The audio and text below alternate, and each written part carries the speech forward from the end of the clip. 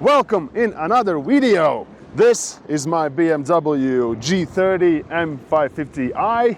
It is my daily car, and well, while I'm on a road trip, I decided that I will make a video about goods and bads of the car and living with the car.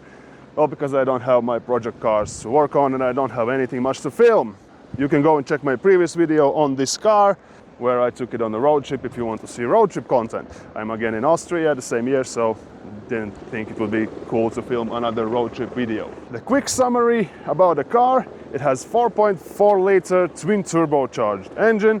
It is a late 2019 model. In theory, it is a pre-facelift car, but actually this car from factory comes with a facelift engine, facelift interior, so it has 523 horsepower and 750 Newton meters of torque. I've owned the car for 2 years, driven roughly around 40,000 kilometers. I don't know how well you can hear me and how well you can hear that. I guess this is some building materials being delivered to the working site on the hill. That's also an interesting view. This is what's been going on right behind me. I think they are building something there, so there is a concrete truck, and I believe with this bucket they are delivering concrete to the place where they are building it.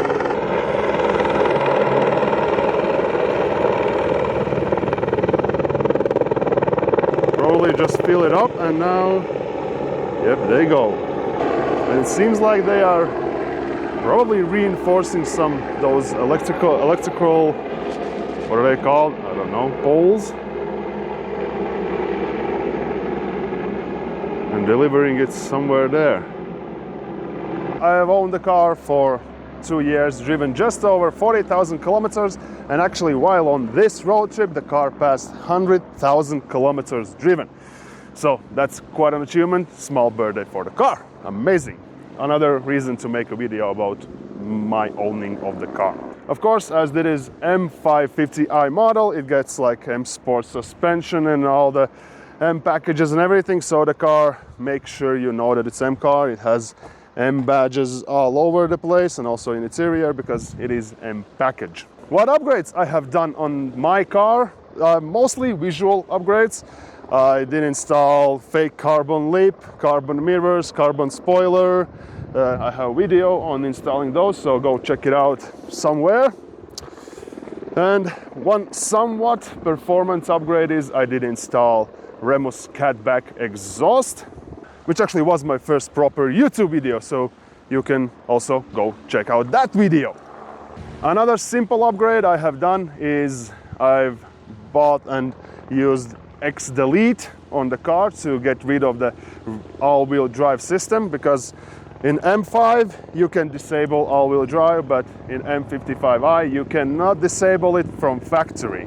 I've not yet made full video on it, but make sure to subscribe to the channel because I do plan on making a video about using X-Delete on G30 and actually trying to drift with the car, compared all-wheel drive, rear-wheel drive, and so on.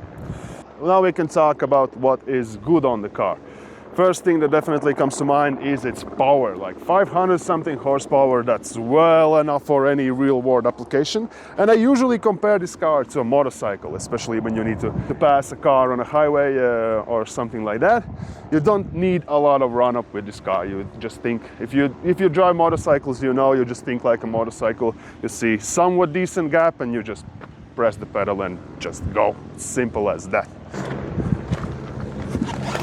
Another thing what I do like about the car is the car's infotainment system. This might be just my BMW fanatic talking, but I feel that it's very responsive. You can do anything you like. You have touchscreen, you can use the middle joystick. Of course, it has all the usual stuff for Android Auto and so on. You can connect phone, Bluetooth, wireless hands-free talking and so on. So that's really great on the car. Also, as I mentioned, I've owned the car for 2 years and done 40,000 miles. I've taken quite a lot of road trips in this car, and I find the seats very comfortable. I've done multiple day driving with the car, doing like 8 hours per day for 3 days straight, and my back is not killing me, so that's actually perfect. And another thing that I would love to mention on the car, which I do love, is the automatic headlights and how it adjusts the section which is highlighted.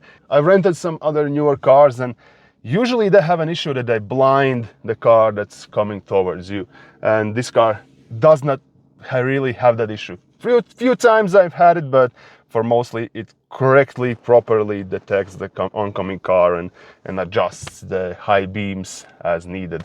Now about some bad things that I've noticed on the car.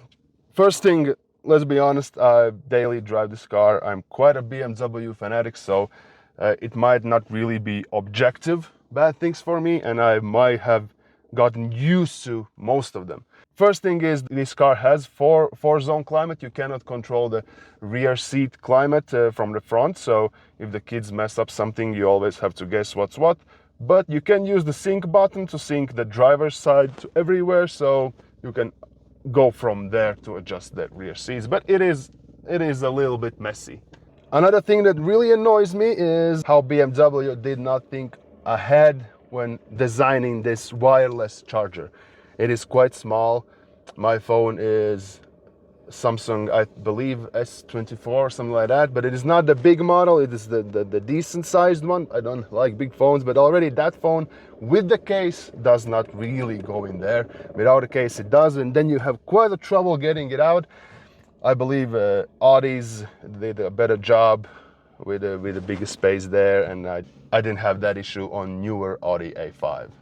All right, next section to talk about is living with it. Actually, what it is to daily drive and live with G30 M550i with all the power and everything. And of course, speaking of the power, the car's fuel economy is terrible when I drive it. I really like to use sport mode because I like to hear exhaust. And of course, because of that, I'm probably using gas pedal more twitchy and more than actually necessary for the car. But I just love the noise of the Remus exhaust, so I'm usually mostly driving in sports mode. The fuel economy for me on a car is about 20 liters on 100 kilometers. As it is 5 Series, you can really feel the car's size when driving the car, and because of that you quite quickly lose a sense of speed in the car, and especially how quickly it goes. You just press the pedal to pass somebody and you are already 120, 130, 140 kilometers per hour, which is quite bad over the speed limit. Depends on your cautiousness and driving style. You could expect quite a lot of speeding tickets when using the car. And one last thing that I want to mention for the car that's really helped me daily driving it is how you can adjust modes in the car. And as I mentioned, I really like to hear the sport exhaust in the car. On the Sport Standard and Sport Plus modes, the transmission is quite aggressive for normal driving. I like to hear my exhaust, but I don't want to jerk around all the time. And yeah, it really helps that you have the individual mode possible. You can configure individual. And I've set everything to sport except for transmission. So transmission is in comfort. So you can drive with the engine, everything, steering and so on in sport mode, but transmission will be relatively soft when doing so. So that helps for daily driving and having nice exhaust sound on the car. Let's hear how the car starts. Always put it in sport mode. I'll just quickly open windows, but I believe the helicopter might be messing it up a little bit too much. Sounds good. I don't know if you can hear it from there, but sounds good. So while we are taking a quick drive back, we can talk about the maintenance and the bills on the car, because that is quite one of the biggest things on the car. The car definitely is not cheap. For me, there have not been any major manufacturing defects except from one. The car's coolant tank started to leak. So it is glued from 2 pieces, and on the line where it is glued, it started to crack. And it was being pushed out in such a pressure that it sprayed directly onto fuel injectors, which are quite expensive on this car. I think the initial repair was about 1,600 euros. And actually the next part they put on also broke in the same way, but then it was changed on the parts warranty. After that, actually BMW issued a new part, so got a new different coolant expansion tank and got some totally different parts code. Although I did not see any recall for it, so I think they just redesigned the part, but I figured that they won't do a recall on it. I also have changed brakes, I believe rear brakes, so discs and pads. That was with work. That was about 600 euros. Regular maintenance is roughly around the same. I also have had higher maintenance costs, I think around 800 euros, but that was also changing spark plugs and some other things on the car. So you need to think about the maintenance of the car, and of course if you're upgrading it also can cost quite a lot. I intentionally did not use the OEM carbon parts because they are quite extortionate. For example, the rear carbon spoiler, I think it was around 1,500 or 2,000 euros for the OEM carbon spoiler, and I found a UK based store which sells decent carbon parts and bought it from them.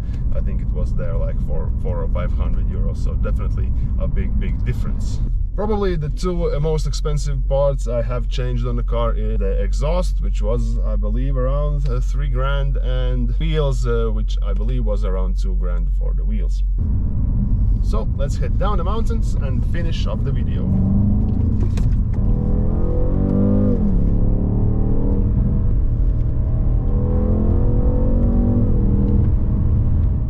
A summary on what I think about the car. After 2 years, really love the car. I have no plans on selling it. I just want to continue upgrading it. I am thinking about lowering the car, and actually I already have lowered springs for it. Subscribe, separate channel coming about that when I actually find time to do it. But one downside I think is it would have been worth upgrading to M5. When I bought this car, it cost around 60,000 euros. You could get M5 for 75, maybe 80. There's really no need for M5. This car is well powerful enough. Mostly I regret that because the M5 is just a little bit more aggressive stance of the car. And of course you pay for having that M badge on the car. Well, that's pretty much all that I've remembered to say about the car. There definitely is something else that I will remember immediately after I publish the video. Either way, I really hope you enjoyed the video. Please comment, let me know what you think of this car in general, and maybe my car specifically, what upgrades you would recommend as mandatory or needed for this car. So please remember to like and subscribe. It gives me motivation to make videos and actually work on the cars. Really hope you enjoyed the video and enjoyed watching it, and see you in the next video.